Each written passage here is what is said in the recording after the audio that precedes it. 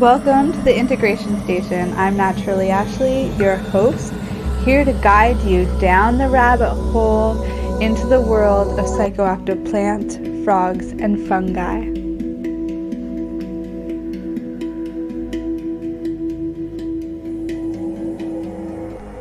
Hello, you beautiful souls, and welcome back to the Integration Station. I'm Naturally Ashley, your host, and today I myself am being interviewed by Mohammed, the founder of Aware Alpha and the host of the Aware Alpha podcast. So it's a really fun time. He's gonna pick my brain around all things to do with psychedelics, from microdosing to those macro doses. So you guys are really gonna get it all here in a really fun way. This was such a great time hanging out with this guy. So I really encourage you guys to check him out afterwards as well. But without further ado, I'm just gonna pass it over and allow the interviewing to begin. You're listening to the Pace Radio Network here at paceradio.net. The views expressed by the individuals during this broadcast are their own opinions, and they may not be the same as those of their group or other organizations they may be involved with. What's going on, everyone? It's Mohammed, the host of Aware Alpha. As you can hear, my voice, there might be a little crack in it because I lost my voice here in the last couple of days. A little bit of too much partying at a show that I was at. Anyways, I'm super excited for today's episode.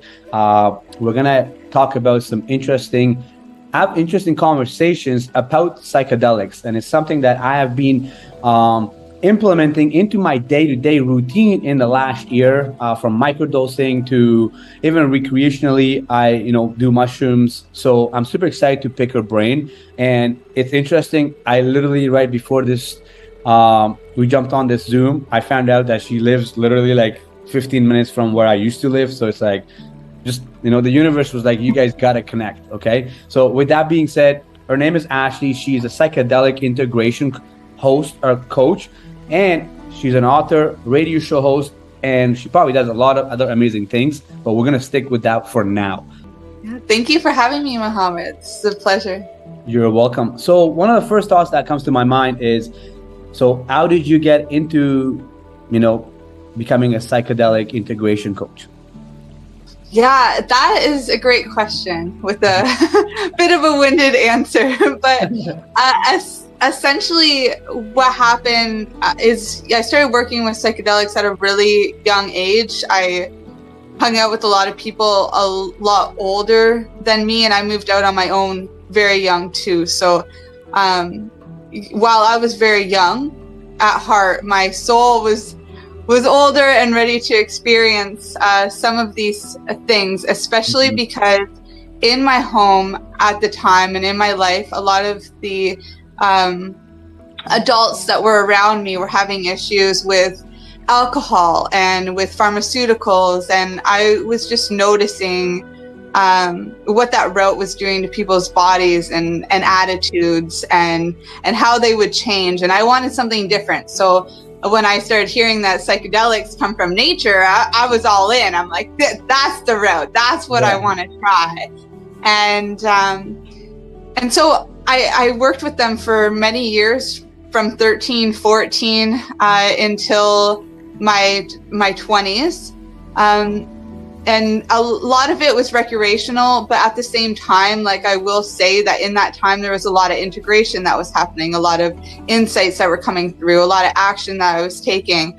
But there was also something that was out of alignment, and that was the career path that I went on. I spent a lot of my teen years and 20s in the hospitality and tourism industry. And I realized at one point in time, in 2014, actually, that I couldn't continue on that path because I couldn't have alcohol in my life. I was maybe headed towards a path that the adults around me at the time, when I was a child, were on. I started seeing some of those patterns coming up in my life and some of those attitudes and behaviors, and I just wanted nothing to do with it. And I had I guess what you would call a spiritual awakening.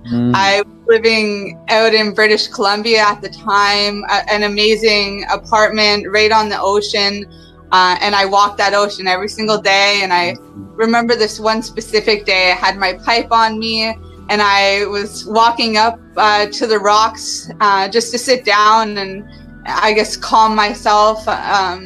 I was working in many jobs at the time, so it was nice to have that time for myself, a bit of that reflection and self-love. And a voice came through telling me pretty much to quit drinking, that I had to go back to, much like you were saying, it's time to go home, right? What the voice was saying is that it's time to go back to the roots of where any trauma started, that I had to face it and that I was ready to face it. So immediately I took action. I sold everything that I had and I booked a flight back home. And I took a year completely off of everything. I didn't really tell my family that I was going back. I knew I had work to do on myself before my friends or my family, before I wanted to reintroduce myself after the years of traveling. I wanted to introduce myself as the healed version of myself, not the troubled person that was detoxing alcohol or that had belly fat or, all these other issues that came along when it comes to just behavior and mindset issues. And so I took the year off. I took a year off of money, a year off of people, and a year off of work. And I just did me. I did a lot of Kundalini yoga. I changed my diet around considerably.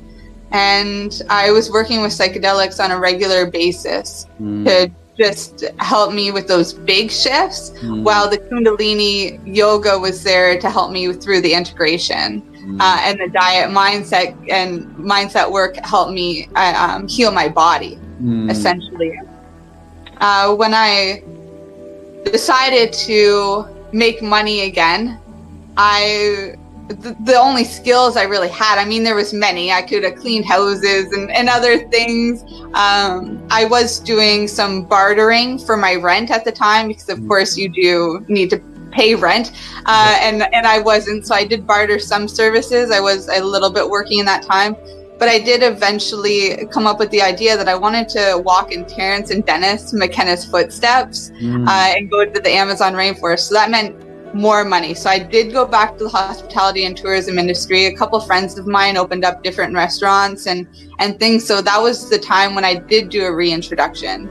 I realized quickly that I couldn't do both, be in that environment around all the alcohol, saying, here, take the poison, when really what I wanted to do was say, here, like, you let me hug you and just hold an open container for you to express whatever you need to, so that you can heal instead of numbing it with alcohol. And there was a big misalignment. Also with like caffeine was a big one coming up at that time too, which was something else that I had given up. So I was coming in, I noticed everybody that was working at the restaurants and in the bars, they were all hyped up on caffeine, energy drinks and coffee all day, all night. And I'm like, started bringing in ginseng shots. They were like wild tinctures, and I just get everybody hooked on that. and from there, I did end up saving enough money to go to South America. So I kindly, said thank you to my friends for the opportunity, and I hopped on a plane, and I didn't exactly travel in their footsteps. I definitely forged my own path. I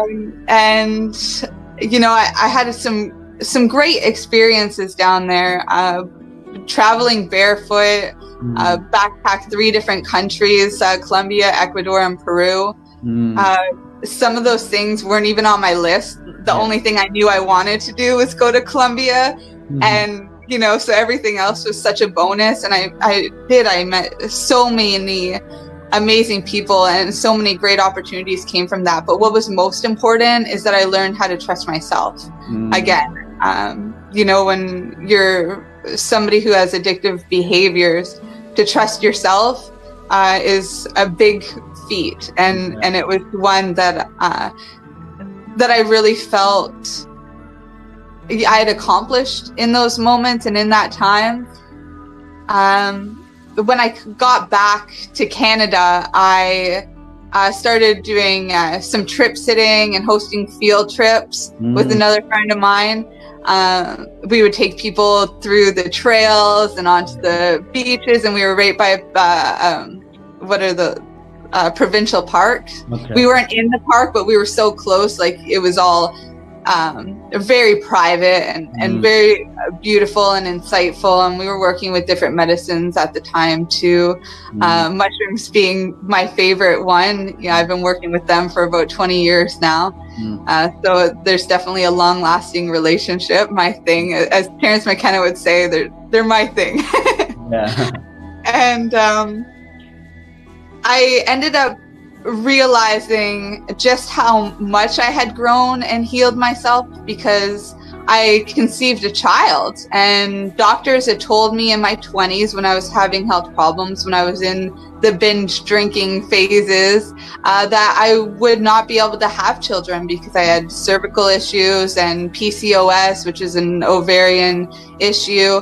And so when I found out that I was pregnant, I was I guess before any of the fear or the reality set in, I just smiled. I was completely present in the moment, and I just had appreciation for my body and for the limitless potential, and for our body's intelligence to already know how to heal itself as long as we get out of the way. Yeah. And so following that, I guess fears set in. One of the really big ones was that my dad he was incarcerated for LSD. He's passed away now for different issues. But when I was a child, that was one of the traumas in my life was, my dad not being present, and for LSD at that, something that is, they're releasing people from jail for psychedelics now, marijuana specifically, but I know that that's going to come for the other, medicines and entheogens, psychedelics as well in the future. So it is happening. But at that time, it was such a big fear that if I had become a mom, that I could be separated from my child, or that my child would grow up without me, or that I would be locked up in a box and not be able to share with my son, my experiences, my life. I knew that I was his mom for a reason, and that being a mom was a gift because of the work that I had done and because of my alternative lifestyle, and that he obviously has a purpose where he needs to hear my truth and what was, my way of living and my way of being. There's a reason why I was his mom, or to be his mom. So I quit the psychedelic thing, and I went for, I moved to Dundas, Ontario, actually. I don't know if you know that area, but it's beautiful. It's the waterfall capital of the world. There are more waterfalls there than anywhere in the world. And it was, there was a lot of plant-based restaurants there. Also, there were very health-conscious community, an art school that I would go to, like pregnant out to here. I just walk in for the free classes, get my creative flows going. And it was wonderful. It was a wonderful experience, and definitely giving birth was the most psychedelic experience I've ever had. Plus, it never ends. It just continues for year after year. It's ongoing. But, I knew I couldn't go back to the psychedelics. There was just too much fear there. So I went to school for nutrition, and then nutrition turned into hormone health, and then hormone health turned into my school helping me publish my first book, which was titled Be the Change, which was all about the integration using the seasons, the moon cycles, Mama Nature to change with the seasons. I knew that whatever changes I wanted to make in my life, whatever changes I hadn't made in my life, that the best mentor I had was Mama Nature, because she changes so beautifully, so naturally. So I really based that book around that.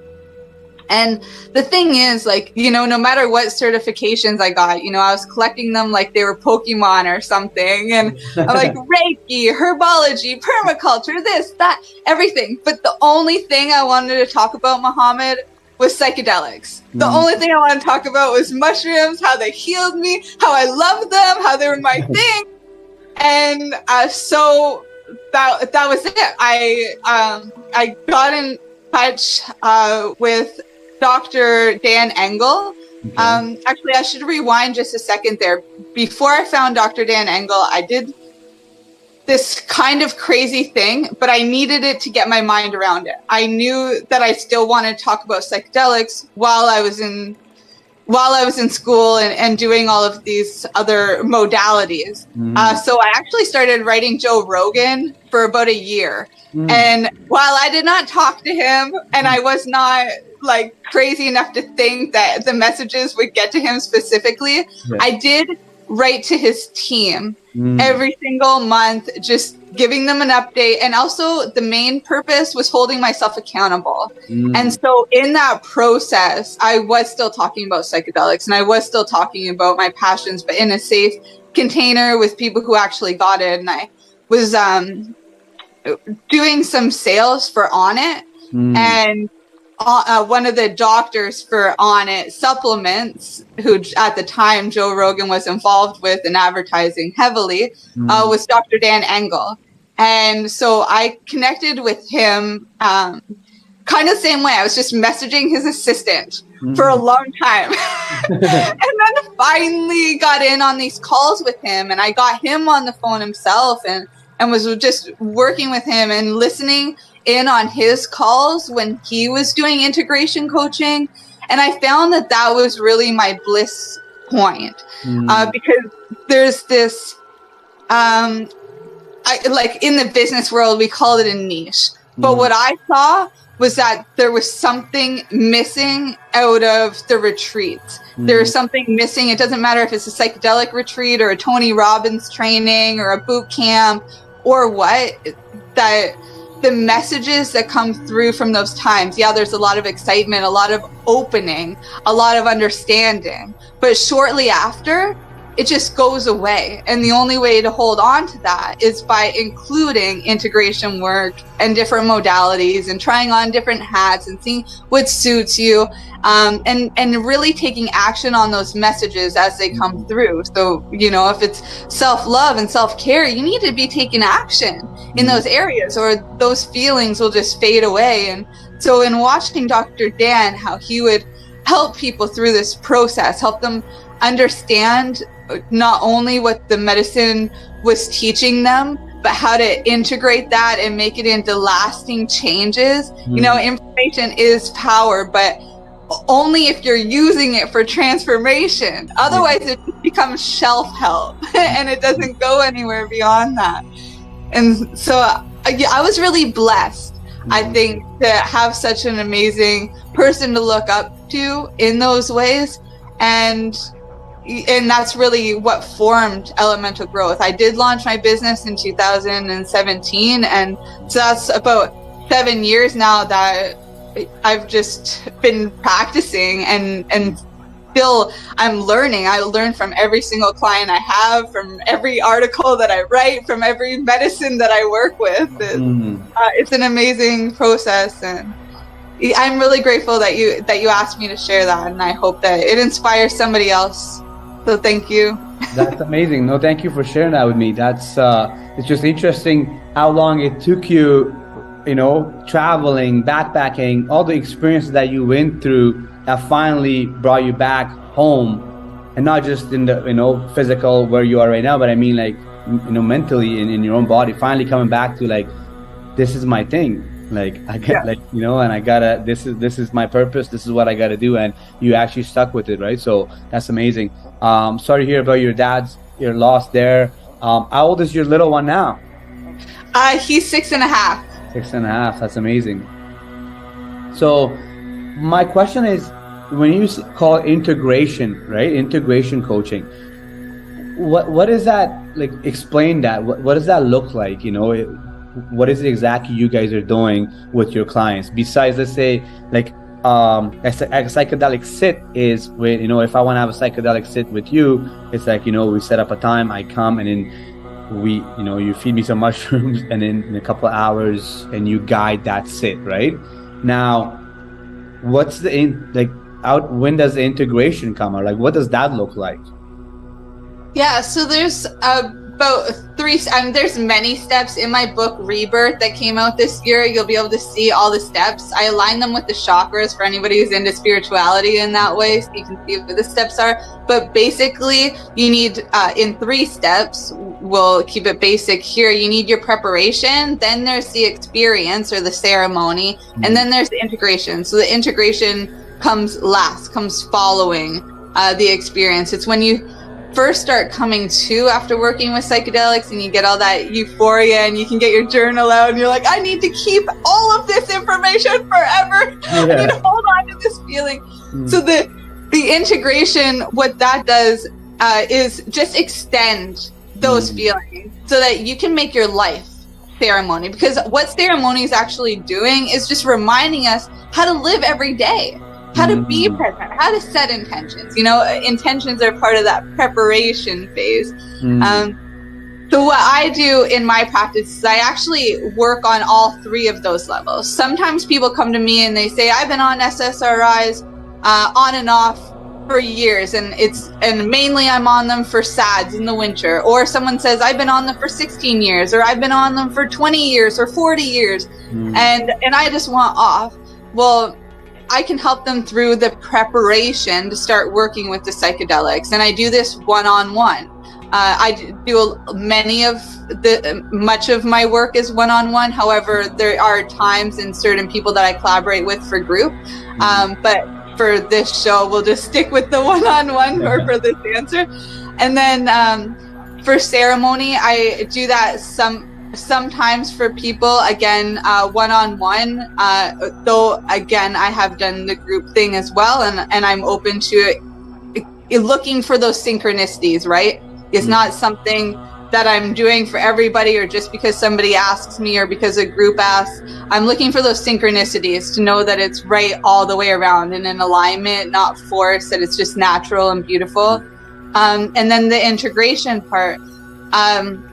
So this could be for somebody, because we're talking about one-on-one here. And so I really do believe that it's not a one-size-fits-all when it comes to coaching or nutrition or anything. You know, it's very important to honor your individuality. Yeah. And so when working with the medicine, individual messages come for people, right? Like, obviously, love is something that comes through for most people in one way or another, but there's specific ways to get to that love, or the specific insights about what love may mean, as specific insights for understanding what that is. You know, for somebody, it may be more mindset work, and so that may be more like affirmations in their coaching sessions, and working with dissecting and building and breaking habits, and dissecting different beliefs and turning fear into faith. You know, this kind of stuff. For somebody else, it may be a lot of trauma. Maybe they had a bad trip. Maybe they remembered past trauma or past life regression. And so when we're working with trauma, I'm really working on turning the pain into something that they can fire a passion inside of them for helping others, and fostering that out. And, you know, for others, it's about just honoring the body through nutrition, or for somebody, it may be a freedom and sustainability. For others, maybe they're at that point where they really are ready to be helping other people. And a lot of the time, I think what comes through after people are working with medicines a lot is that they want to start their own business and make it like share mushrooms with everybody. Yeah. So we have set up like special programs for that too. A lot of the questions that I was answering repeatedly for clients, we put together in a nice little package that can help people find the specific people that need their help so that they can help them, and shape a type of business or even service that would be of asset, you know, in this generation at this dynamic time of life right now. You know, like, I'm very practical, and one of the things that comes to my mind is getting back into this integration. So, you know, let's say you have a one-on-one with a client, the experience is done. Now, for the next 3 to 6 weeks, you know, they're integrating that experience, right? So do you still are in contact with them, or do you just give them a list of, you know, exercises like journal now, meditate now, when this comes up, do this? Like, how do you go about, you know, helping your clients integrate after the experience? Yes, that is a wonderful question. So I have 2 answers. One of them is when I'm collaborating with retreat leaders who are doing the group thing. Sometimes it is one-on-one too, but most of the time retreat leaders, they're often working on a group a couple times a month, or with the moon cycles, things like that. So in that case, they bring me on to do the integration work. So right after their experience, or the next day following their experience, they bring me in, and I again bring it to like the one-on-one. Even though we're in a group setting, I go one person at a time, and I give them specific recommendations and insights that are kind of intuitively coming through me. I really, you know, I look for those synchronicities, or, you know, I listen. I allow that little voice to be a big one. So I give them what it is that comes through after hearing their stories and their journeys and their inspirations for being there and their journey. And I'll give specific recommendations and insights. The other way that I do it is that when people find me and they've been working with the medicine on their own, or if they did ceremony with me, I am then doing it one-on-one with them, and it's every single week that we do it. And there's, again, 2 ways that people can work with me for psychedelic integration. And one of them is through our membership, and that's where you have access to peer-to-peer support in a group setting on a decentralized platform. And you also get access to other professionals on there too. And then you have a one-on-one coaching call or check-in with me that's 15 minutes, same time, same day each week. The other way is more in-depth coaching. Again, it's weekly. All the same benefits are there, but the coaching sessions are an hour. And those are pretty much the 2 options. I just wanted it to be affordable for everybody, both financially and with their time, because I know time is very valuable. No, I love that. I love the way you explained that. You know, from my experience, or from what I have studied, that the same benefits that we could get through psychedelics, we could also get through meditation, but it takes, you know, an extensive amount of meditation. Like, you got to do a whole bunch of 10-day silent meditation retreats, spend a lot of time in meditation to get the same results. Let's say 2-3 months of microdosing every 2 days, every 3 days does. What are your thoughts on that? Like, does meditation, you know, almost do the same thing as microdosing if it's done extensively? Like, you know, like I said, you know, a bunch of 10-day silent meditation retreats, and like spending maybe 3 to 4 hours a day meditating, which a lot of people don't have that time. But my question is, like, do you think that you can get the same benefits that come from psychedelics from meditation? We are people advocating cannabis education here at paceradio.net. Who has huge buds? You do. If you shop at BMA Hydroponics, attend one of BMA's educational seminars and learn the secrets of growing, harvesting, processing, and consuming quality cannabis and cannabis products. Learn how to make better extracts, edibles, and medicinal creams at prices you can afford. Visit BMA Hydroponics at 404 Maitland Drive, Belleville, or call 613-967-9888. The only way to go.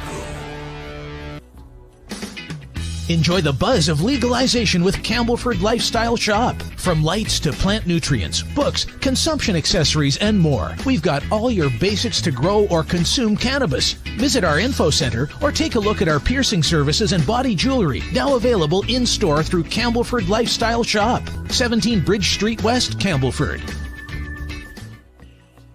Pace Radio, is the People Advocating Cannabis Education Radio Network. At Legacy 420, we believe in being different. Experience the difference of quality control. Our labs provide tested formulations for all of our products. Experience the difference in trust. Our customers can trust that we are following up-to-date COVID precautions for their safety. Experience the difference in accessibility. We're open 7 days a week. Please visit our website, legacy420.com, or contact us for curbside pickup as well as nationwide mail order shipping. Legacy 420 values overall wellness. Come and experience the difference of Legacy 420. Did you know that the Pace Radio Network isn't just a radio network? That's right, because most, but not all of our programming is now done via video and is then podcasted at paceradio.net. So if you want to watch, yes, watch our programming, you'll find us on the Pace Radio Network's Facebook page, plus the show's own page, and you'll find us live on the network's YouTube channel. And don't forget, you can find it all, video and audio, at paceradio.net. You're listening to the Pace Radio Network here at paceradio.net. Yeah, absolutely. And I'm going to give you a couple examples of why we know that this works. Okay. So one of them was Ram Dass. He was part of Harvard Psychedelic Club, and he went for a trip to India, and he met a guru there, and he gave the guru some LSD. And the guru sat there in meditation. Nothing really fazed him. And Ram Dass said, like, what's going on here? He quit his job at Harvard, which was pretty amazing. If anyone's read the Harvard Psychedelic Club, the stuff that Dr. Andrew Weil was doing, Ram Dass, incredible. But he left that, and he stayed with this guru and learned from him, and he shared many stories. And the reason for this inspiration to make this big life change was because the guru said that he's already been to those realms so many times. He's comfortable there. There was no transition. It's already so familiar. And so it didn't have any effect on him. Whereas it would in very small amounts for most other people on this planet. And another example is Terence McKenna again, in one of his lectures where he was talking about being your own guru.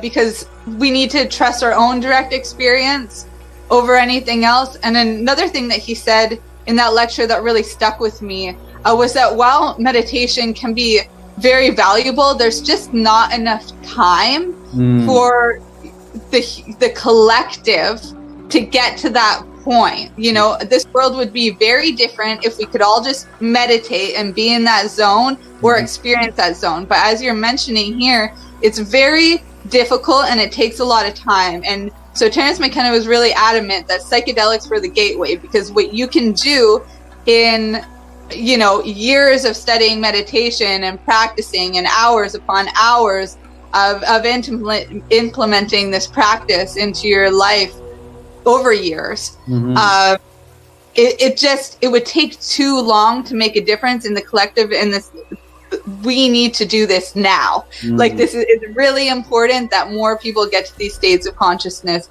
now. And once you work with psychedelics, which really only takes 4 to 6 hours, depending on what you're working with. I mean, even if you're working with, some of them really only take like less than an hour, DMT and some of the frog medicines, so you can get to that state of meditation really, really quick. And once you've been there once and you know what that realm is, then you can get back there again.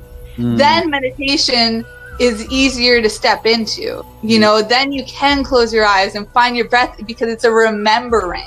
It's easier than trying to manifest something that you haven't even seen, right?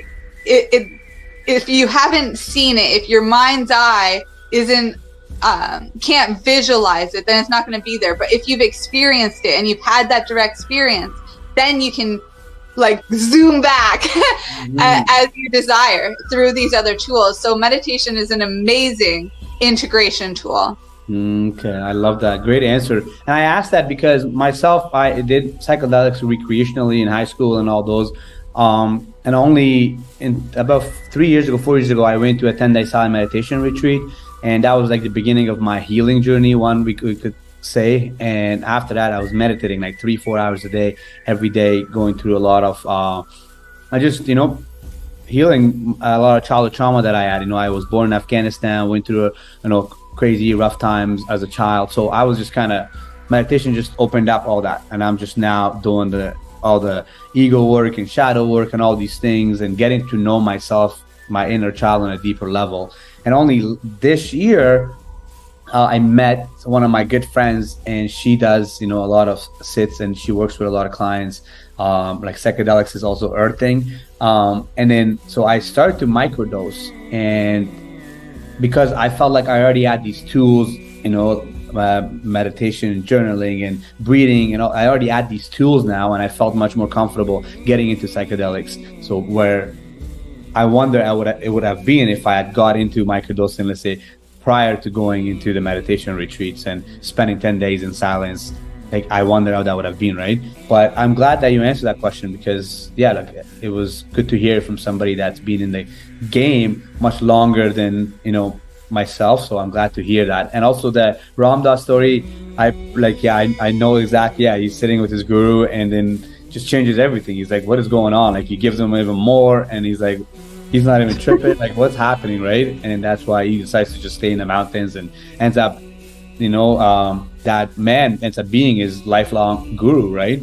But so the question that comes to my mind, and like, I don't really have a lot, I don't ever write anything when I do podcasts, whatever comes to my heart. And I love how you just mentioned that as well prior to that question, where when you work one-on-one with people, you give them what your intuition what comes to you.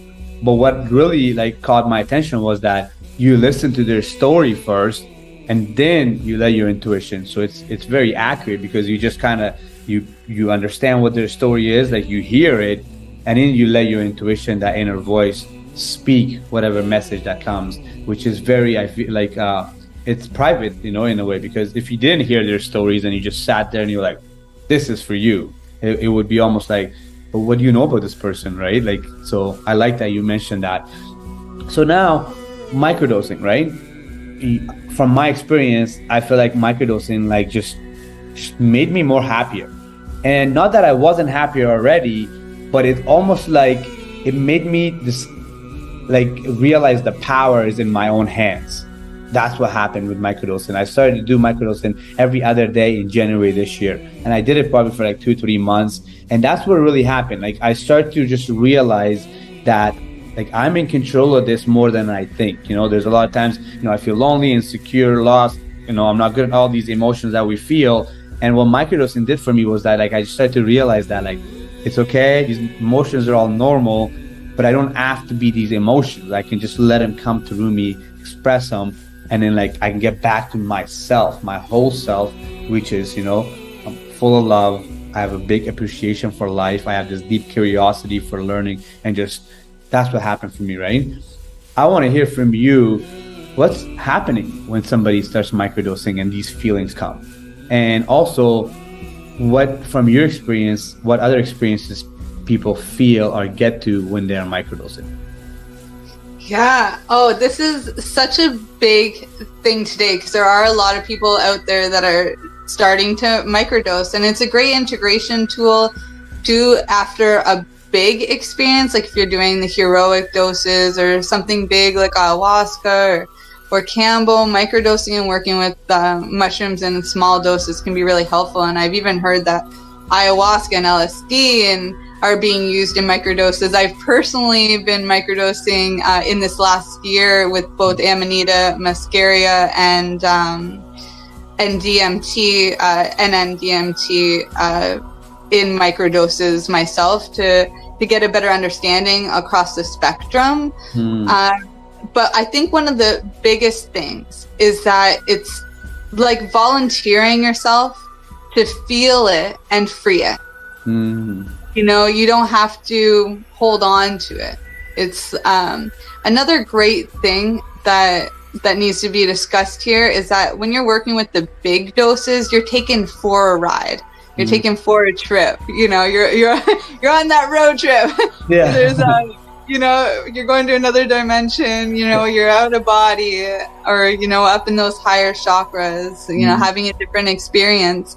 And when you're microdosing, you're very much a participant in the journey. There's a guide there on your side for the wild ride. Not taking you for a ride. You guys are symbiotic, working together. Even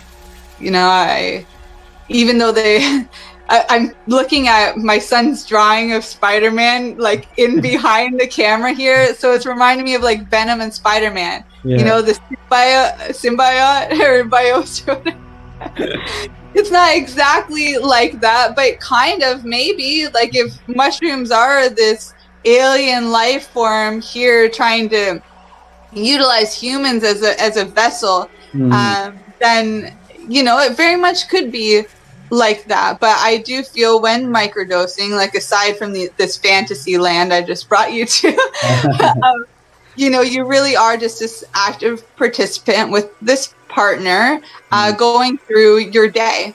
And it's especially if you're setting intentions around like releasing traumas and releasing emotions, or finding answers for where you want to go in life, or finding answers to life's questions. There is a guide for you, and it does make it a little more gentle, and also helps you walk through life with a little more ease, because it's not all on you. So you don't have to go through everything. It's like when you're doing the same job every single day, and then one day somebody comes and just helps you. And you're just grateful. Yeah. I think that's where a lot of that good feeling comes from, is that, wow, there is assistance out there. Yeah. You said the participant, meaning the microdose, right? Yes. Okay. Another question. Roughly, like the heroic dose that you mentioned, how many grams would you consider is it an heroic dose? 5 grams and beyond. So if you're doing 5 grams is Terence McKenna's heroic dose, and that's 5 grams of dried psilocybin mushrooms. When you're doing over that, which some people do, we would call that the hero's journey. Okay. And that last... You would go on that journey a few times on those really large doses. And roughly how long does like a heroic journey last? Like, let's say if you did 5-6 grams, like does it still last 4 or 5 hours, or does it last longer? About 6 hours, yeah. 6 hours. Between 4 and 6 hours. Okay. And I'm curious to know more about it, because I've heard stories, 1 or 2 of my like bestest friends, one of them actually ended up becoming a millionaire from the messages that came to him when he was doing these heroic journeys, and he would do it just with himself and his 2 dogs. So I'm curious, first of all, I'm assuming that you would suggest to do something like that with a guide, right? And not just do it with yourself. Or you could say, no, just do it with yourself, go in the forest is the guide. What's happening in those moments? Like maybe on a practical level, from an intellectual level, like take me, just from your knowledge of like what's actually happening when somebody does like a dose of 5-6 grams, and what does it look like? Like, cause I'm actually very curious from somebody that is probably like wants to do it, but at the same time to be super like real. It's like there's like a fear in me. Like it's like, damn, like am I ready for something like that, right? So I'm curious to hear more on that. Yeah. It's really common for fears to be around this, and I've definitely had them. It still comes up, even though I've been working with mushrooms for decades now. The fear still comes up, because this is not some party thing. It's work. Yeah. And you're going through a change. Even though if you think about it like a butterfly, or the caterpillar to the butterfly, that transition from caterpillar to butterfly, that's not pleasant. No. But it's always exciting to know that the butterfly is at the end of the experience. So the fear really comes from that mystery of the bridge in between.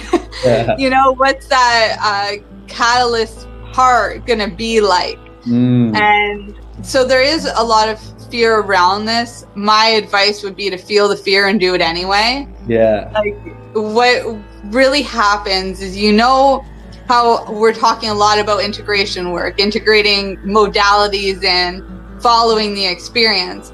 What large doses do, even the small microdoses do it too, but the small microdoses do it slowly over time, whereas a big dose can do many lifetimes in a short amount of time. But essentially you're integrating life. So I'll give you some examples here. Sometimes you may be integrating, a lot of the traumas that are on this planet. For example, I was doing a job. It was a business boot camp. So for 3 days, I was training these 50 women to start their businesses, and it was all female founders, beautiful souls. The youngest girl of them all, she stood up and gave a speech about being epileptic, and that she wasn't sure that she had the courage to ever talk in a public forum because it might cause too much stress and cause seizures. And my mind also remembered my best friend being epileptic and growing up, and so I was putting myself in her mindset. And I had interviewed somebody else on seizures, and so when I took my heroic dose, I felt the seizures of all of those people, and I felt the pain of the collective and the health issues that come, and I felt I even saw, I'll say, like I saw and I felt in this strange way what hell was and could be. And then I was humbled by the mushrooms, and I remembered that I had consumed them. And I started to laugh because I was like, I consumed the mushrooms, but here they are consuming me. And once I laughed, it released all the tension. And I was able to not only escape the hell that I was experiencing, the same hell that a lot of people on this planet experience, but I was able to zoom through all of that with laughter, and it just burst out of me. And then next thing you know, I was in heaven. And the rest of the experience was just laughter. I had a trip sitter that day that was in another room, and they said that they've known me for so many years, probably 15 to 20 years, and said that they've never heard me laugh like that before. But I was so on cloud 9 once I made it through that. And I think that's what it is, right? Is that in our life, our regular life outside of psychedelics, we experience hell and heaven. If you're a parent, chances are you're experiencing hell and heaven in the same moment. Okay? And for most people out there, we're experiencing that throughout our life, the ups and the downs. It really is a yin-yang, this life, and our job is to ride that wave in the middle. Because in the darkness, there's always light, and in light, there's always darkness. But if we're riding that wave, and what the psychedelics are doing is that they're helping us tune in with that flow so that we can navigate through those times maybe with some more gratitude and with some more understanding, and with the collective that is also experiencing that. So it takes some of the pressure off because there's a remembering that we're not alone. You know, it's like when you fast and you start tuning in to all the other people who fasted and who have starved and who may be starving in that moment, and it just helps you be stronger and stay committed to your fast till the end. It's very much the same kind of spiritual experience as that, you know, but then you get your berries and, you know, and then that's heaven. What is it like on a practical level? When I say practical, I mean, like, what does it look like in those 6 hours? Like, it could be different for anyone, but I'm curious, like, are you sleeping? Not sleep, but like, are your eyes closed and you're laying down? Are you like, going like, oh my God, like this is happening? Like, what does it look like in a physical, practical level, would you say, when you're going through this heroic journey of, let's say, 5-6 grams? Yeah, so again, sorry to cut you off. In my head, I just wonder, I'm like, what does it look like? Am I going like, oh my God, this stuff isn't like, or are you just sitting there breathing in and out? You have these tools, you're aware that you're in your, you're going through this experience. I guess it depends also in every individual and how aware they are. But I am curious, like, what does it look like from your experience? Yeah, it definitely depends on the individual, and it depends on the setting as well. So if you are by yourself, maybe different than if you're with other people, because other people are going to influence that experience, unless the trip sitter is far enough away that you still have your own personal experience. One of the retreat leaders that I collaborate with, she gets a big Airbnb, and each individual client gets their own bedrooms, and they get set up with music and a journal and tissues for, if they're doing an emotional purge or anything. For me, on the shamanic path, most of my experiences, I was alone, especially in my dark night of the soul when I was getting sober and having those, dealing with a lot of that past trauma. I was very much on my own there. What Terence McKenna always recommended was to take 5 grams of dried psilocybin in complete darkness, all by yourself. Myself, the only time I felt compelled to do that was in a bad trip. In a bad trip, I do want all the lights out, and I do want to be on my bed, and I do want the comforts of a blanket, and I do want to be alone and just feel it and free it. I want to make it through that. Most of the time, most of my trips, what I've found is that yoga is my greatest asset, my greatest tool. So a lot of the time, even if I'm on these trips for, 4 to 6 hours, I'm on my yoga mat, and I have a journal close to me. So I'll do some yoga, move through the discomfort, because sometimes you may feel a little bit nauseous, depending again on what the intention was and how you've taken your dose, and how your body is prepared for it. So it helps you, yoga will help you move through all that discomfort. For me anyway, that's been my experience. And so yoga is my asset, and I always have my yoga mat out. And then I will oftentimes go outside into nature. And another thing that I do is journaling. And sometimes if I'm not out in nature, like if it's really cold weather, like here in Canada when we get winters, if I'm called to do a heroic dose and the weather's not nice out there, or like really rainy or whatever, I'll just kind of walk laps around my house. And I always feel like I turn into like maybe Nikola Tesla, or I go for the men, are like men more than the women. There must be like more testosterone in me or something. Another one is Albert Einstein, and I'll like pretend I got a beard or something, and I'm like pondering. I'm like, I'm gonna be the greatest that there is, but I wait for those insights to come, and I just walk, and I've got my journal, and I do often have teas sometimes. Because I have a really nice apothecary and I have access to many different things, sometimes the insights that come through when I'm stroking my invisible beard is that, there's a special medicine or blend that I need to make to help nourish my body or to help enhance the experience. So that's another thing, is that tea is great. If you're having, about to go into something that's maybe uncomfortable, or you can't beat the uncomfortable feeling, there's a couple different things that might be able to help. One of them for me, which I learned from Terence McKenna, was to roll some cannabis and smoke that, and you'll come back. Another one that's worked with people that I know that have had these experiences or worked with really high doses and need to ground because they're like way gone, was rapé.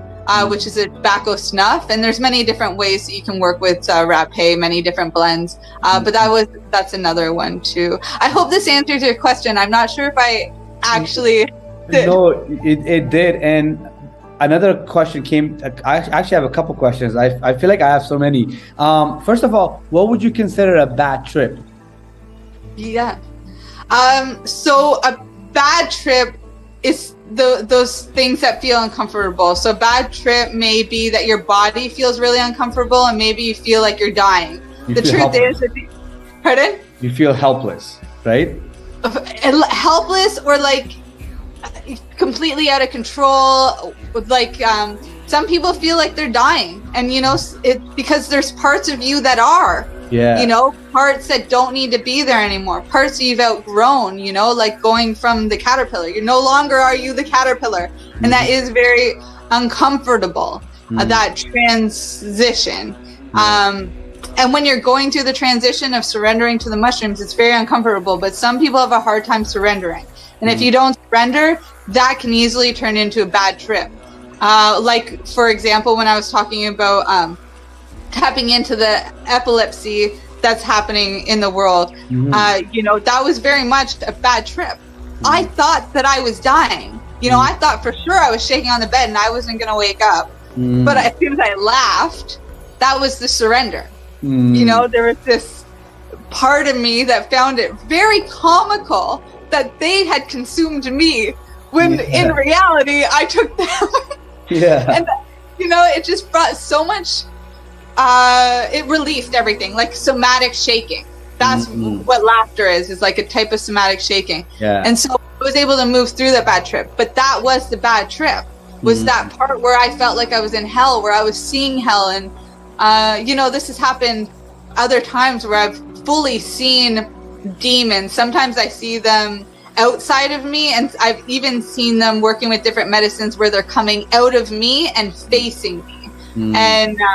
And so those are bad trips. Feeling the sick feeling like you're gonna die, that's a bad trip. Revisiting old traumas, or the worst, seeing the trauma that you've inflicted on yourself because of ego or whatever else, that is also a very bad trip. And in my years, between my stories and experiences and those that come to me for assistance, this can show up in many different forms. But the reality is that it's all a blessing. It's all something to be grateful for. If your body is really uncomfortable through that experience, there might be something going on in the body that you need to address. And that's a blessing because you know the truth, right? If you're experiencing a lot of past traumas and past pain, guess what? That's a blessing because now you're in a safe container to release it. And you realize for the first time that you are not your past, but the person who's grown through that. And, if you're having those ego deaths, which I don't necessarily believe in ego death. I don't believe in killing off a part of ourselves. I believe very much about aligning our soul with our ego so that our soul becomes the louder voice, but the ego is our helper along the journey, because the ego does have purpose. But for people who are working through ego and shadow work, that it can be very uncomfortable and be a bad trip to face the fact that you're the one hurting yourself, or that you're the one in your way, or even worse, that you've hurt somebody else or been hurting somebody else. But again, this is a blessing because now you get to be the person who's grown through what you've gone through during the experience. And one of the blessings, even more so, of these bad trips is that you're getting all of these insights in 4 to 6 hours. You're ending all of that hell. That hell ends the moment the ceremony ends, and then you're a different person. You're not going to go revisit that hell on purpose, So, but if you didn't take the psychedelics and you didn't face those things and you didn't feel those things, they would be showing up in your life over and over and over and over again, like the autobiography in 5 chapters. It's a beautiful autobiography. It's not a book or anything. It's a 1-page poem. So I encourage you guys, if you're repeating patterns in your life, to go look it up. It's called The Autobiography in 5 Chapters. And essentially what it is that you step out your door and you're about to go for a walk and you fall in a hole. And you're like, oh my gosh, I'm in a hole. Like, what am I going to do? How do I get out of here? And it's like pure panic. You don't know what to do. But eventually you find your way out. Day 2, you walk out the front door. You're about to go for a walk, all excited. But you know there's a hole there. So you try to walk around it. But you fall in again. Oh no. Like, this sucks. Like, you should have known better. But you know what? You've been here before, so you know how to get yourself out. Yeah. Day 3, you're ready to go on this walk, open the door, you try to walk around the hole, you fall in again. This time it's a pity party. You know, and sometimes people don't want to leave these pity parties. Other times they want to invite all their friends to these pity parties. Yeah. In this story, you're in that pity party by yourself. And you are like, why me? Why does this keep happening to me? This sucks. I've been here before. Why did this happen? Eventually, you gain the strength to pull yourself out. Sometimes this part takes people a long time. And so eventually you get out of the hole. Chapter 4, you go for a walk and you walk around the hole. The chapter 5, you walk down a different street. So, you know, this is what happens in life. This is life. But if you can do all of that in 4 to 6 hours, guess how much time you've saved yourself? Yeah. Guess how much you're opening yourself up to more heaven in your life? You know, guess how much extra time you have to build out on your dreams now that you've dealt with that in a 4 to 6 hour period. You don't want that to be your autobiography of life. You want to do that in a psychedelic experience. You're listening to the Pace Radio Network here at paceradio.net. Growing your own cannabis is easier than you think. Whether you're growing for recreational or medical purposes, BMA Hydroponics has everything you need to succeed. From the standard 4-plant recreational systems to the latest cutting-edge hydroponic equipment, BMA can customize your package and do it at discount prices. Visit BMA Hydroponics at 404 Maitland Drive in Belleville and ask us for a free estimate. Or call 613-967-9888 and we will give you an estimate over the phone. The only way to go.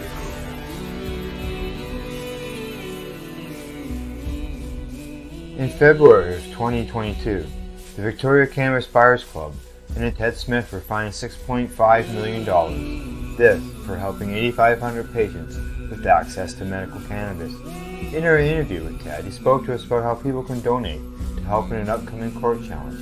And here is part of that interview. From what I've seen lately, I believe that you've got something that you're trying to do as far as fundraising to deal with this next court challenge. For now, people can write checks directly to Jack Lloyd Law Corporation or send e-transfers to savethebcbc@gmail.com. I guess those are the 2 easiest ways for people to help right now.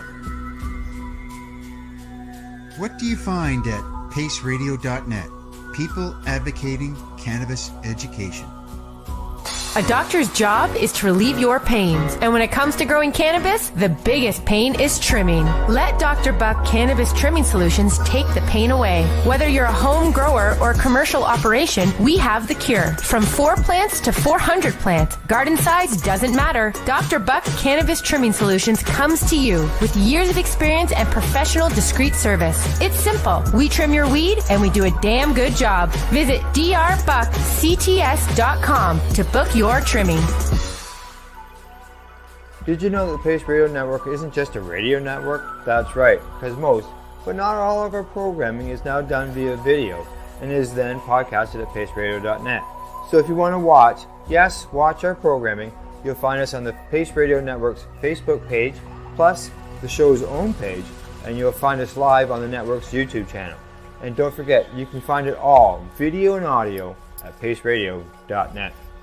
At Legacy 420, we believe in being different. Experience the difference of quality control. Our labs provide tested formulations for all of our products. Experience the difference in trust. Our customers can trust that we are following up-to-date COVID precautions for their safety. Experience the difference in accessibility. We're open 7 days a week. Please visit our website, legacy420.com, or contact us for curbside pickup as well as nationwide mail order shipping. Legacy 420 values overall wellness. Come and experience the difference of Legacy 420. You're listening to the Pace Radio Network here at paceradio.net. Because it's done in 4 to 6 hours. Yes, I love that. And I think personally, I feel like, just from my own experience, that sometimes bad trips happen because, let's say like myself, I like to be in control, always in control, always in control. But when I'm doing, let's say if I do 4 or 5 grams, I have to surround her and admit that I'm not going to be in control. And like, does that make sense? Like I can't control this next 5-6 hours. Like I gotta just let it be. I gotta let the message, the experience, the guide, everything, and let that take me on this journey instead of. And then the moment it hits me, all of a sudden I'm not in control. I can't function like normally, and all of a sudden that starts to cause a bad trip because you start to trip out in a bad way. So another question that I have is that, so let's say people, we all face trauma, but let's say that you have, like, somebody has a lot of trauma. Let's just, I'll just focus on me right now. Like, I'm dealing with a lot of trauma, and dealing sounds weird, like as if like I'm living a miserable life right now, but I'm healing through a lot of childhood trauma. And I understand right now, I'm actually having a sit with my best friend tomorrow, but she's guiding me through a sit, Listeners, you guys are just getting everything today. So the thing is that, like, I'm working through some childhood traumas right now. You know what? I've only shared this on the podcast once, but I'm just going to share it. I'm going to actually share exactly what I'm working through right now. So I found out like 3 to 6 months ago that when I was, a little kid between ages two, I grew up in Afghanistan, that I wasn't circumcised like the moment I was born. What happened was, when I was like 3 to 4, 5 years old, my family, they find out another kid in the town in the village is sick, got like cancer, and that kid supposedly wasn't circumcised. So my mom gets super worried and is like, we gotta circumcise Muhammad. But like, we live in a village in Afghanistan, there's no anesthesia, nothing like that. Make story short, literally my cousins, my dad, the village elders, they held me down while the so-called doctor literally circumcised me with scissors. So what happened to me was literally like, I didn't even remember the experience. The only thing I remember from the experience was that I remember looking down and everyone's looking at me and I'm smiling. But that's after they had given me the pills. My sister, my brother, and like they've shared me, like, no, like what happened to you that day? Like, you were screaming. You were screaming so much that you passed out. My little sister is actually like, I ran away from the house and I could hear you 3 blocks down, like screaming, going through this experience, right? Anyways, to make it short and sweet, I find out like 3 months ago is when I hear about this experience. And as I'm, healing last few years, even other interesting experiences that I've gone through, I'm working through that right now, right? The memory is starting to come to me. I've had moments where I cry, and it's that part of me, and I just let it out and let it express, feel it, free it, what you were mentioning, right? So, making story short, sweet, I'm working through this right now, right?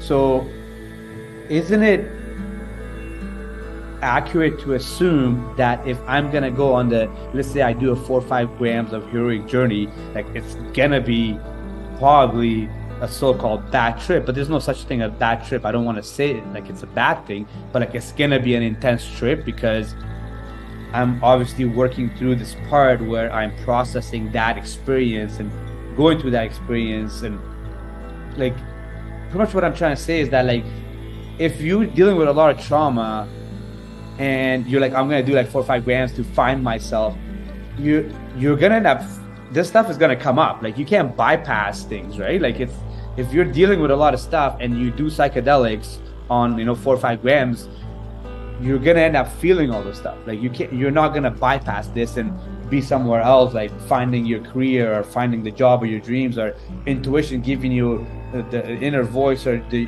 whatever, like giving you an answer of what you should do with your life. Is that's not gonna happen. Like, what's gonna happen is, like, you're gonna end up feeling what you're supposed to feel and heal and all this stuff like that. Does that make sense, what I shared? Yeah, and one thing that I want to mention first of all is the Toltec Path to Freedom includes, the lesson to not make assumptions. Mm-hmm. And I understand that maybe some of these assumptions that you're making right now are based on fear of the fact that some repressed memories might come up. And if you've experienced, you know, if your family's telling you that you screamed, and, you know, that's got to be terrifying to know that not only did you scream that loud that you scared your sister, but you screamed that loud, and that exists inside of you, and that these memories are somewhere there, you know, to the pain to the point, and fear to the point of passing out. You know, repressed memories do come up. It's a blessing also, but let's not make the assumption that that's what's going to happen, because what could happen is that maybe you get understanding of your mom's fears.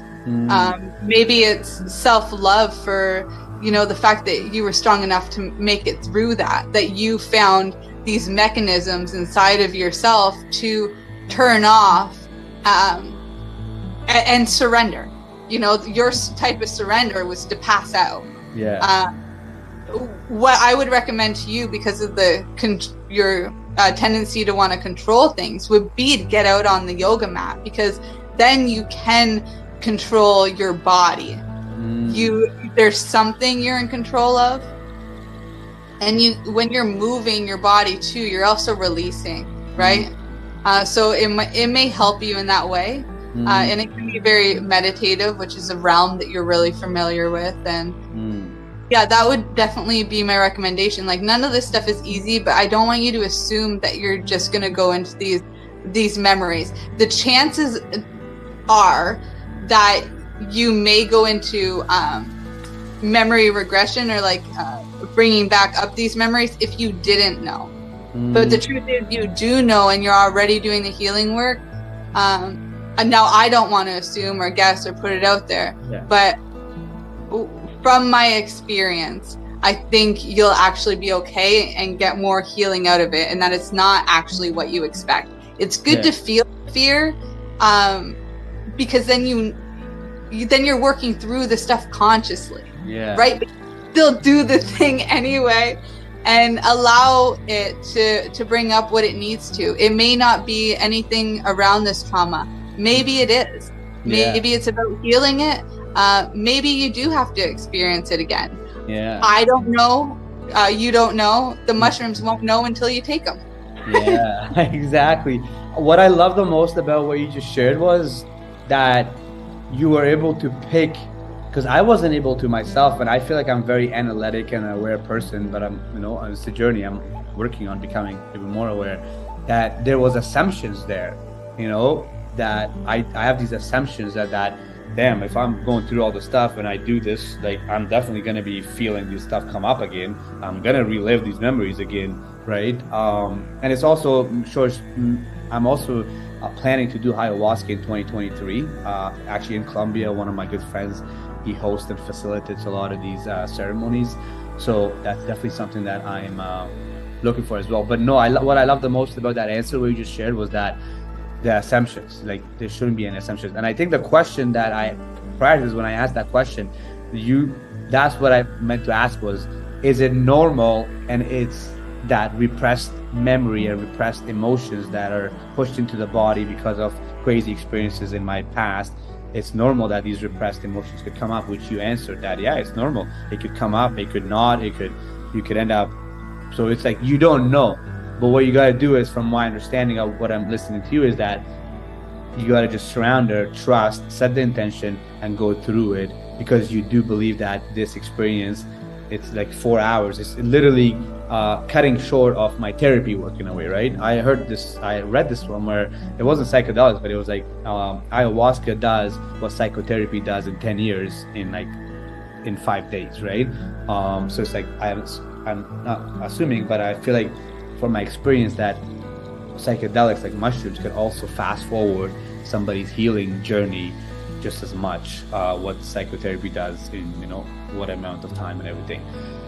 Oh man, this has been so good. Like that like I've had I interview a lot of guests, and like, this is good. Like, I feel like right now I just need to, like, whatever you want to share, you just go ahead.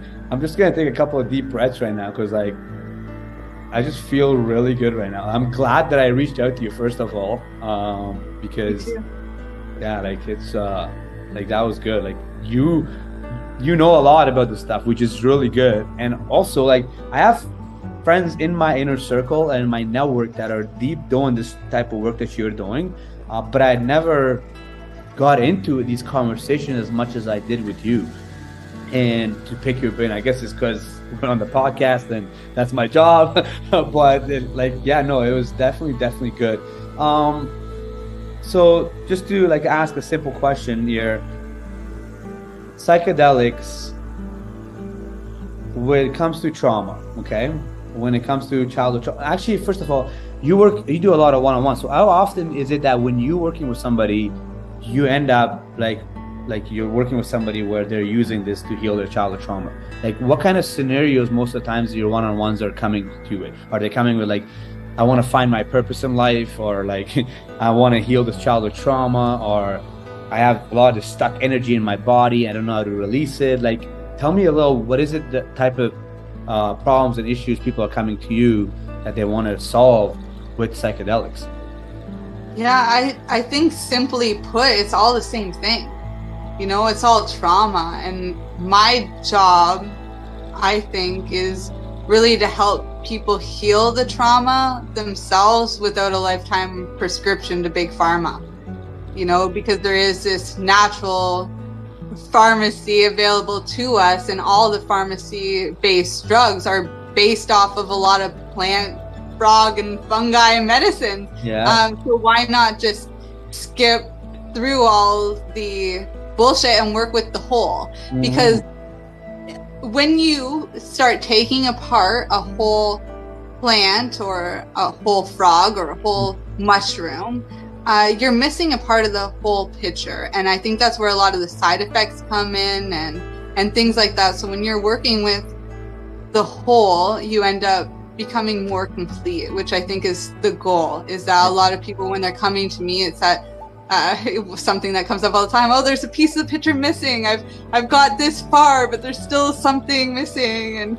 And you know, sometimes it's that people are coming to me because of trauma from the military, or trauma from their past, or trauma from drugs that they've been on and just going through the system in that way. Sometimes it's trauma from oppression, or trauma because maybe they were in a type of dissolution around a relationship or something like that, and the glass shatters and the truth comes out, and you know, that can be really traumatizing for people. So trauma's definitely the common denominator, and I think we all go through types of trauma and oppression in our life, no matter what. You know, if you bleed red, chances are, you know, there's some trauma in there somewhere, and this could be a great tool. It doesn't mean that mushrooms are for everybody, but you know what?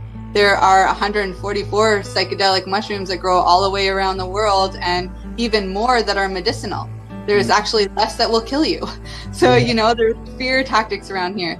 There's also, you know, out of the, I can't even remember off the top of my head how many psychoactive plants, but I do have the book on psychoactive plants, and I'll tell you that it is an encyclopedia about this big. There's a lot of them. And guess how many there are in herbology and growing out in your backyard and growing in your neighbor's garden or your garden. There's a lot of medicine out there that's natural. And then we get into the animals and the frogs and the fish. And, you know, there's a lot of psychedelics, but there's also a lot of medicinals out there and I think what it is that we're all made out of a different set of chemicals, and we need different medicines depending on who we are. And again, this is a bio-individual process.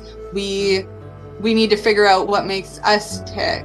And you know, while I'm not saying mushrooms are for everybody, I can guarantee you that there is a plant, frog, or fungus out there that will help you, no matter who you are. And if trauma is something that you're working through, then, you know, contact me or contact Mohammed, or, you know, just do a Google search and start seeing what comes up for you. I love that. One last question. And I have, you know, read a lot about this, and I heard a lot of stories as well, how, you know, microdosing has helped people get over their addiction of drinking and alcohol, and like, of course, even yourself from the beginning, actually, it was something that helped you as well. Why do you think, like, microdosing, for example, and I say just microdosing because it seems like the popular thing a lot of people are doing these days. Why do you think it helps people get over their addiction? Like, let's say you have a drinking problem, you smoke a lot of weed, you smoke cigarettes, and you start to microdose for a couple of weeks or a couple of months, and you like naturally just give up this addiction. Where prior to this, it was the hardest thing to ever. You tried quitting smoking for years and it didn't work. You tried quit drinking for years and it didn't work. But yet you start to microdose, and within a couple of weeks or a couple of months, it could even be shorter for some people, you just naturally like, you know what, I don't need that in my life anymore. And you stop this crazy addiction that was so hard. So why do you think that happens? Yeah, it's called crowding out, I think. It's the crowding out factor. One of my teachers in nutrition school used that. He actually coined the term, and being a health leader in the field. And he was talking about when people are eating things like sugar. He was very much into sugar causes the blues. And so he wanted to get everybody off of sugar. And so he coined this term that you want to crowd out sugar with healthier alternatives like root vegetables that taste very sweet. And I think that that's really what it is, because when we look at something like alcohol, and I'm going to use herbology as an example. If you're making a tincture, you're putting a bunch of herbs into a glass and you're pouring a very strong alcohol over top. And what it does is it pulls the essence out of the plant. Now, for a tincture, that's great because you get a really potent medicine out of it. But when we're doing this with alcohol, it's alcohol, when it's boiled down, all that's left is sugar. This is a side note. But there's really nothing else there. So it's pulling the essence out of the human, but not replacing it with anything. So when we're talking about, essentially it's changing the person by taking out the goodness. And, this was called spirits. Traditionally, alcohol was, and a lot of people do believe that it's inviting in more demonic spirits. And, that is research. Certain people, if it interests you, you can do. I found it quite fascinating because once there's an open space, something needs to fill that. And oftentimes it's very bad habits that are associated, like eating junk food or pizza at 3:00 in the morning, or junk television, or fights, or, just anger, in general comes up a lot with alcohol. And alcoholics, even in recovery for years, the anger stays. Yeah. And when we're crowding out with something like a microdosing protocol, what are the mushrooms doing? They're adding in all of this goodness. They're coming to you in a whole form, bringing you connection, showing you what love is, helping you understand the world, helping you understand yourself, connecting you to nature. Like the mycelium, it's everywhere underneath the ground. You're likely your house is built upon it. You're built upon it. And so this mycelium is a network underneath the ground, and it very much looks like our brain. You can call that like part of the doctrine of signatures. And I like to think about it like the collective conscious. So when we're consuming that, it's helping our brain connect with the collective conscious. And so that gives us the feeling of connection, which essentially is one of the reasons why people drink. It starts out for social reason. A lot of the time I get that people who say, alcohol's not an issue for me. I'm just a social drinker. Okay, well, how much do you drink? Oh, I drink every weekend. Okay. Okay, every weekend, or, because this is an issue. Like, let's start finding some alternatives here, So yeah, that's my take on that. I think it works because it crowds out the negative habits and replaces it with what we really want, which is love. Yes, I love that. That was a great answer. Thank you so much, Ashley. That was the last question. I feel like I could go on. I have a whole bunch of other questions, but we can maybe do another episode down the line. This was a great episode. I'm sure everyone listening to this are going to get a lot of information. Some of them listeners might not have even considered psychedelics, might have had, not a good just image around them. And I'm sure they're going to get curious. They're going to look into it more. And this was a beautiful episode. And you can go back to the last 96 episodes. It's not that often I say this was a beautiful episode. This was really good. Please let everybody know where they can find you. I'm going to enter your details and everything in the details section of the podcast so they can connect with you, reach out to you, follow you, all that good stuff. Yeah. And thank you so much for having me. This was such a blessing. I'm so glad we had the opportunity to connect and meet and spend this time together. If for anybody out there, thank you for showing up. And to contact me, you can go to elementalgrowth.org. And I'm also very active on Instagram. Pretty much anything is elemental growth. But I mainly stick to more of the decentralized platforms. So you won't see me on Facebook or LinkedIn or Twitter. They already got rid of me. But Instagram, I'm still there. Yeah. So you can find me there. And you can email me or find out what I'm up to at elementalgrowth.org. There's also tons of resources there. You can find my books, articles that I've written, tons of free stuff like getting into our communities and such things there. So thank you so much. And I look forward to connecting with you more and your audience too. Awesome. Yes. I will definitely put all those things in the details section of the podcast for everybody to connect with Ashley. And as we finish off this podcast episode, my intentions are for you to truly take this information in. My intentions are for you to discover how powerful psychedelics can be, how powerful microdosing can be, and not to only listen to this episode for entertainment purposes, but truly take some information from this and start to implement it in your day-to-day life. Because I truly believe it is life-changing information. And until next time, stay an aware alpha.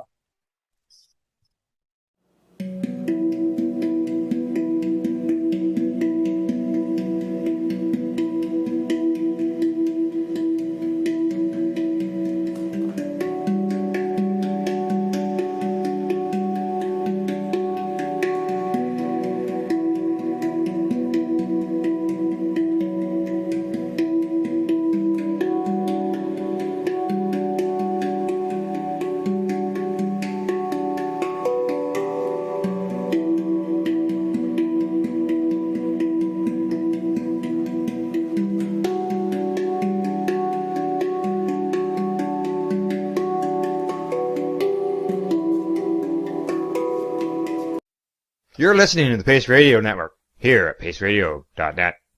The views expressed by the individuals during this broadcast are their own opinions, and they may not be the same as those of their group or other organizations they may be involved with. BMA Hydroponics has everything you need to succeed. Visit our hydroponics superstore at 404 Maitland Drive in Belleville, and we'll show you how to grow your own quality cannabis for pennies per gram. We're open Mondays, Tuesdays, Wednesdays, and Saturdays from 10 a.m. to 5 p.m. and Thursdays and Fridays from 10 a.m. to 7 p.m. Call 613-967-9888. BMA Hydroponics. It's worth the drive. The only way to go.